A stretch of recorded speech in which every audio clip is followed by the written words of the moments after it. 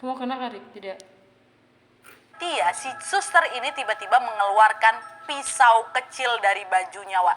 Dan seramnya lagi, dia ngeliatin si Tia mata melotot. Di titik ini seluruh anggota tubuh aku, dia udah nge-freeze, gak bisa gerak sama sekali. Mau teriak, aku gak bisa, kata. Dan semakin lama, suster itu pun semakin mendekatkan wajahnya ke wajahnya si Tia. Lalu dia berbisik di telinganya Tia. Kau mau mati ya, katanya. Udah macam mau lepas jantung aku, dia takut kali, tapi aku gak bisa bergerak, gak bisa kabur, gimana? Dan dengan tiba-tiba, Wak, suster itu langsung menancapkan pisau kecil yang dia bawa itu tepat ke atas tangannya si Tia.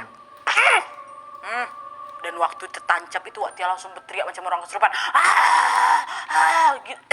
Gitu. Bukan kesakitan macam orang kesurupan gitu, Wak. Dan seketika semua keluarga Tia pun langsung menghampiri si Tia dan menenangkan Tia. Suster tuh udah hilang kayak gitu, Wak. Nah disitulah Tia nangis sekencang-kencangnya sampai tubuhnya si Tia nih bergoncang. Tapi pada saat itu Tia nih nggak bisa mengucapkan sepatah kata apapun selain teriakan gitu, Wak. Hingga akhirnya keluarga Tia yang khawatir ini pun langsung memanggil dokter untuk diberikan obat penenang si Tia tuh. Dan setelah sedikit tenang, Tia pun baru menyadari ternyata tangan yang ditancapin sama pisau sama suster tadi itu nggak kenapa-napa, nggak ada bekas darah, nggak ada, polos.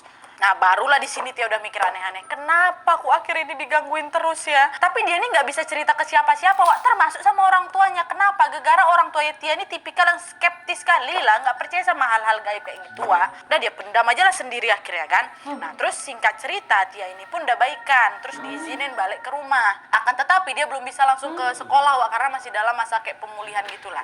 Nah sekarang gantian pula Putri yang jengukin si Tia ya kan. Dan sesampainya di rumahnya Tia, Wak, kalian tahu Putri ini tiba-tiba nangis kejer kali.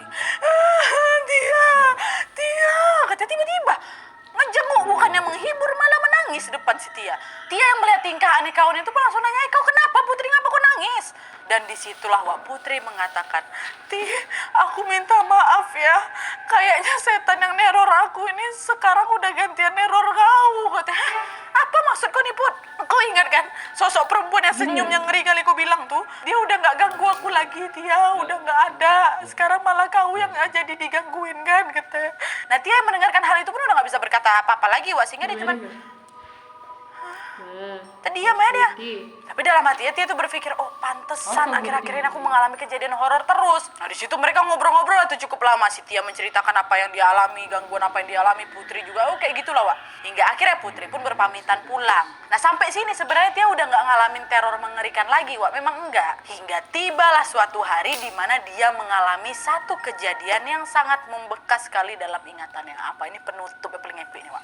Jadi ceritanya, Wak, pada suatu hari tepatnya di hari Sabtu Wuku Wayang, yaitu weton kelahirannya si Tia ini, jam 5:30 sore, Tia nih pergi mandi. Nah pas dia lagi siap-siap berpakaian sebelum keluar dari kamar mandi ini ya, jadi Tia itu memang kebiasaan setelah mandi pakai bajunya di kamar mandi, Wak, bukan di kamar dia. Nah waktu lagi siap-siap mau pakai baju, tiba-tiba lampu kamar mandi itu mati.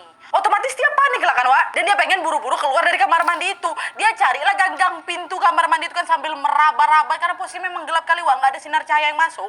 Pada saat menemukan gagang pintu kamar mandi itu, dia pun berusaha untuk membuka ya. Nah pas udah